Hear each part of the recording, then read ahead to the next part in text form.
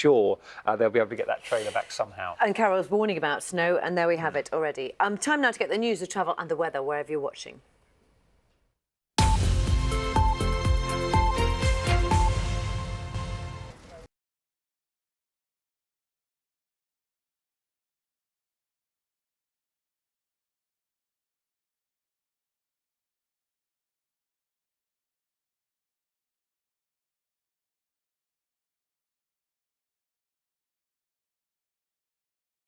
Hello, very good morning and welcome to Breakfast with Dan Walker and Louise Minchin. Headlines for you at 8 o'clock this morning. The UK government.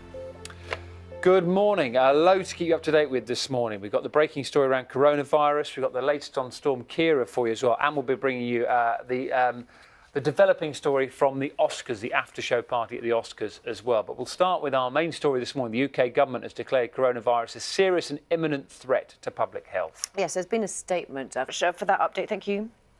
Let's speak to virologist Natalie McDermott from King's College London. Natalie, thank you for talking to us this morning. So we're hearing the breaking news, the UK government talking about a serious and imminent threat. We're awaiting details of exactly what sort of measures might look like. But what does that give us an idea of what that means this morning?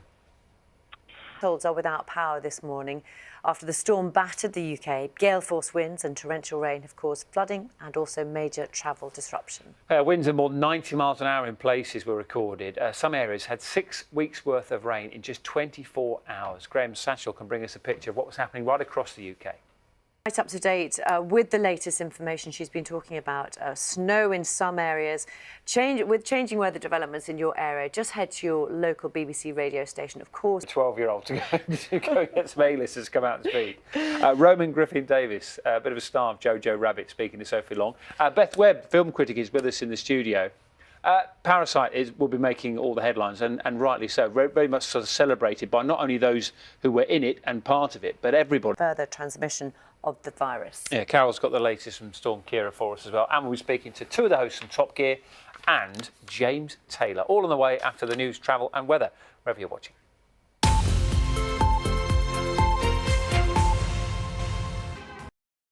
Changing, different governments doing different things. And what more can you tell us?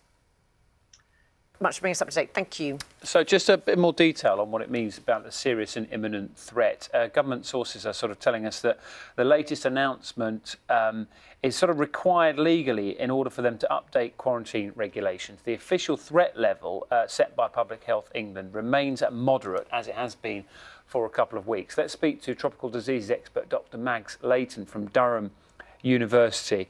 Thank you very much for joining us this morning on BBC Breakfast. Can I start by getting your reaction to this latest development? Does that tally with the sort of things that you would understand it to mean, that essentially it's just so that quarantine regulations can be updated at this point? The government saying it's a serious and imminent threat. The advice to anyone watching this morning who is feeling unwell remains the same, to sort of self-isolate, stay at home, and if you can ring 111 to get details. Affected by flooding, is it? Morning. Got it? Yes, thank you for that. Just to reiterate, what's that check? We talked about films this morning, celebrating the Oscars. Let's do a bit of TV because, well, actually, should we have a quick look at Renée Zellweger? Renée Zellweger, who won the best. She's just a new series. Should we have a look at a little bit of it? Here we go. Watch it. Nothing to do with me at all. It's to do with the eye candy that's Fred and Paddy's genius humour. Do you know what time or what day at this point, or when? I don't know. Fingers crossed. But yeah, I was amazed.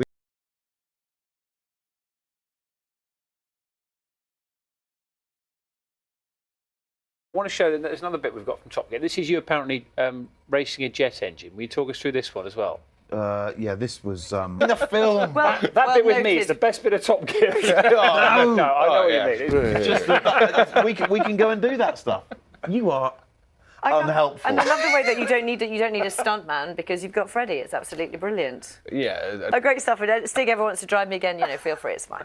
Maybe I'll drive next time. Only if you got the chin wrap though. It's all about the chin wrap, Louise. Thank you.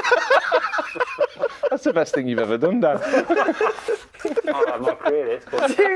Top Gear is currently on BBC Two Sunday nights at 8 p.m. Got a bit of a sweaty chin, everyone. And it will be moving to BBC One. Here's Carol with a look at the weather this morning. A bit windy out there, Carol. Much, Carol, and thanks for informing us and keeping us up to date with everything that's going on. Thank you. Pleasure.